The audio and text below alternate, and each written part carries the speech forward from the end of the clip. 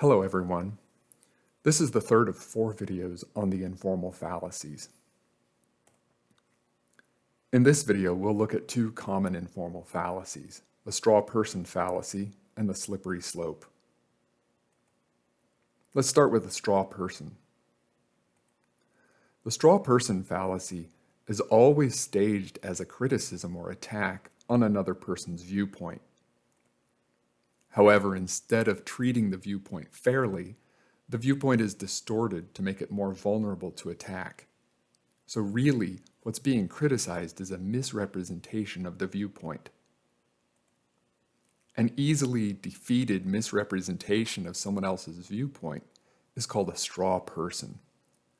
Think of the scarecrow from the Wizard of Oz. The scarecrow is stuffed full of straw. He's feeble and weak. He's always falling down, and he has no brain. In the movie, the scarecrow gets torn apart by flying monkeys and set ablaze by a wicked witch. When someone argues against a straw person, they're making a straw person attack. One common strategy in straw person attacks is to oversimplify the other person's viewpoint, often making it appear extreme. Here are some straw person attacks. The authors Ray Comfort and Kirk Cameron spend a lot of time arguing against the theory of evolution. This is one of their stars. If evolution is true and every species evolved from some earlier species, then why aren't there crocoducks in the fossil record? We are to understand crocoducks as creatures that are anatomically part crocodile and part duck. Whether or not the image on the right corresponds to Comfort and Cameron's picture of a crocoduck, I cannot say. But as they say, and I quote, "This was to show exactly what evolutionists believe but can't back up through the fossil record," end quote. However, while evolutionists do believe that all modern birds, including ducks, are the result of the process of evolution by natural selection, nobody who takes that theory seriously believes that that means there will be fossils that represent half crocodile, half duck anatomy. So this is a gross misrepresentation of what evolutionary theory would say. I will point out, however, that there's very strong evidence that all modern birds are modified dinosaurs, and there's very good evidence that dinosaurs are modified crocodilians. The first step in the evolution from very early crocodilians to dinosaurs had to do with the modification to the hip joint, which brought the legs under the creature, whereas in crocodilians, the crocodilian hip leads the leg out laterally from the spine. Here's another straw person attack.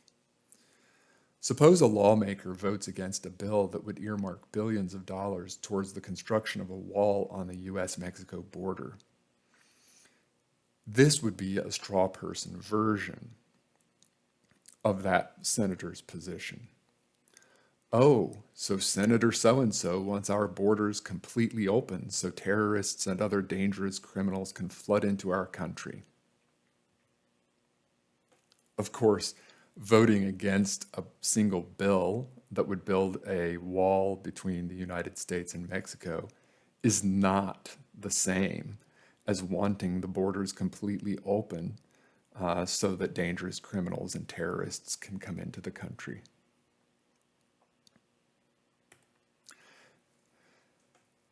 Now it's your turn. You need to put your straw person hat on for this. Here's a passage from a newspaper article about a gun control measure in California. Quote, Governor Jerry Brown, Democrat of California, vetoed a gun control bill in 2013. He said that the proposals went too far and would have infringed on the rights of hunters and marksmen without making Californians safer, end quote. How would you devise a straw person attack against Jerry Brown's position on this bill? If you want to think about this for a moment, hit pause on the video before proceeding.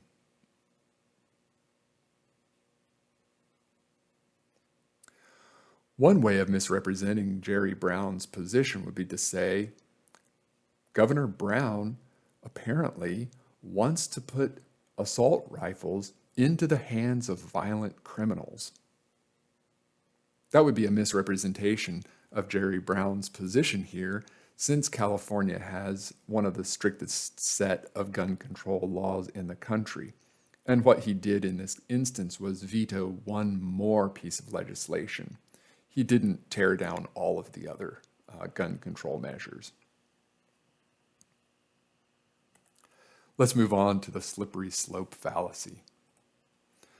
The slippery slope fallacy is usually a negative argument. It's used to oppose an idea, not to support one, at least not directly.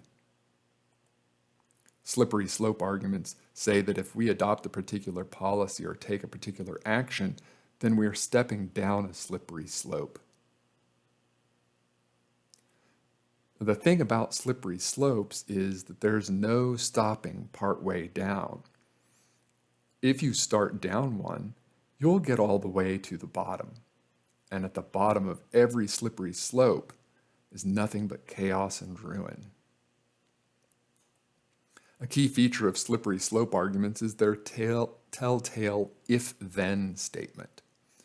This statement is always speculative. It's a conjecture about the future and typically isn't supported by historical evidence.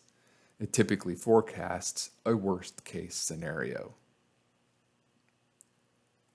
Let's look at some examples of slippery slope arguments. This first example I heard when I was in elementary school, and it was from a teacher who was discussing ideas in class that were not even on topic. Here's the first one.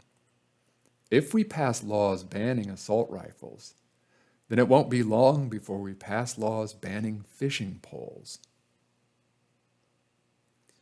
The reasoning here seems to be that assault rifles are, well, rifles. Rifles are used for hunting. Hunting and fishing go hand in hand, and people use fishing poles for fishing.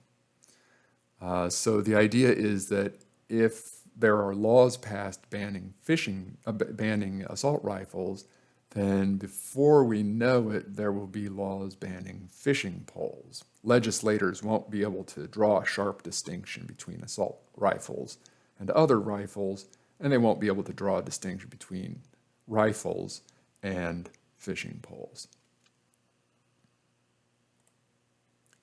If we permit physician-assisted suicide, then before we know it, physicians will be killing patients who don't want to die.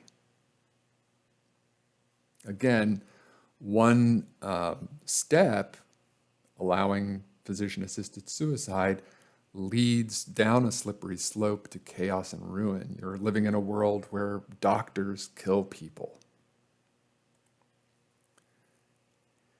If we allow public funding of embryonic stem cell research, and pretty soon scientists will be grafting the heads of lizards onto babies. The assumption here is that embryonic stem cell research has scientists playing God, and if that's allowed, even in a kind of a restricted way, then pretty soon they'll be doing things that are abominations. Here's one more. If you don't get good grades in school, you will eventually end up jobless and homeless and starving in the streets.